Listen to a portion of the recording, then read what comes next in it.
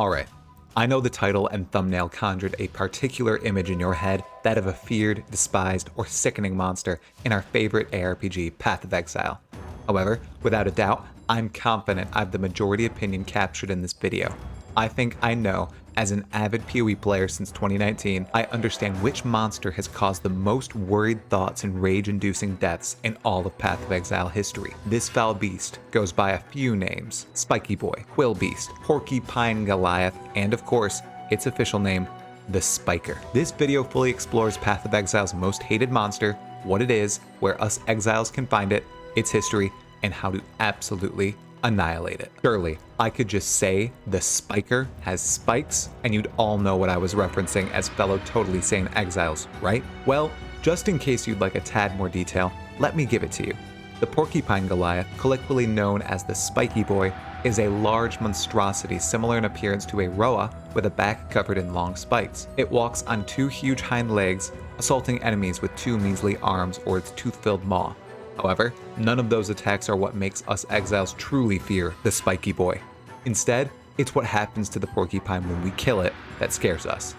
The Porcupine Goliath is the OG king of on-death effects. When a Spiky Boy normally dies, its corpse explodes in a nova of vicious physical spike projectiles. They're extremely damaging and, like all physical damage, can deal even more biting damage with map modifiers. Naturally, the Spiker can be found throughout multiple areas in Path of Exile 1's 3rd and 8th acts, like the Imperial Gardens, the Slums, and the High Gardens.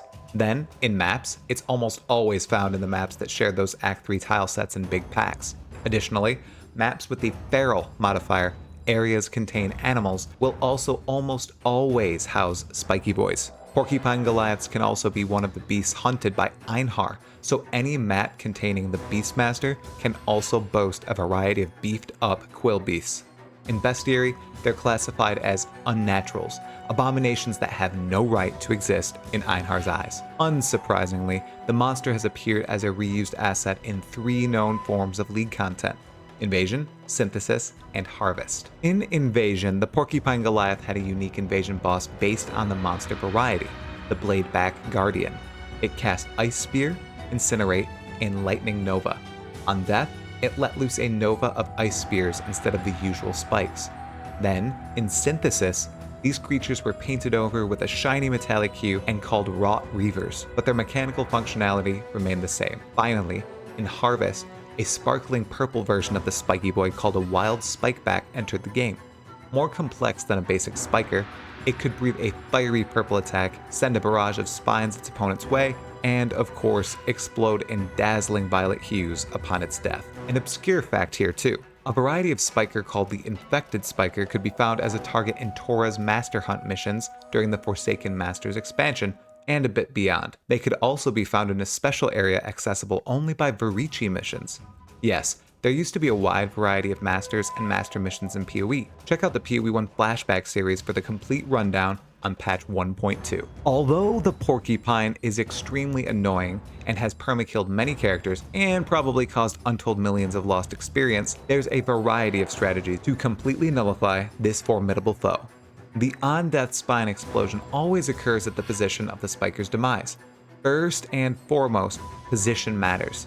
Melee enjoyers are screwed. Ranged characters are a bit safer. Still, some spikes may reach you, and since Spikers are usually in packs, if one will hit you, more's to come. So how can everyone counter them? Corpse destruction on death works wonders. Shattering their corpses with cold damage or exploding them on death with certain abilities does the trick. Herald of Ice does this the best as long as you deal enough damage to freeze enemies before killing them. Additionally, the quills count as physical attacks, meaning you can evade them, block them, or completely mitigate them with armor. Of course, the former 2 methods work best, as especially in maps, the physical base damage type can transform into far deadlier sources of damage, nullifying armor's effect. Finally, the silliest strategy: avoid them. Sometimes it's best to just refrain from fighting these, especially if you lack the aforementioned ways to defend yourself against them. This can be done by avoiding the tile sets they're found in, avoiding maps with the Feral modifier, and just skipping the porcupines Einhar brings into his maps. There's one more place we can discover a Spiker, an evolution of the Porcupine Goliath, the boss of the recently introduced Dry Sea map, Gazul Drought Spawn. It's a much more involved spiker fight and likely based on a Path of Exile 2 boss, but here's the abilities of this hyperactive spiky boy anyway.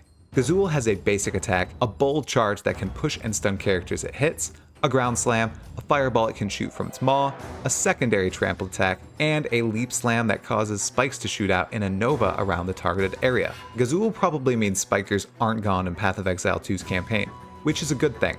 There needs to be monsters we all love to hate in Path of Exile. Do you agree? Plus, do you think the spiker is PoE's most hated monster? Sound off in the comments. This isn't the last you'll see of this type of video. I have another foe in mind right now. If you enjoyed this video, consider watching the videos on screen now. Every minute you watch helps the channel grow. Additionally, huge thank you to my current patrons and channel members for their direct support. Talda Moana.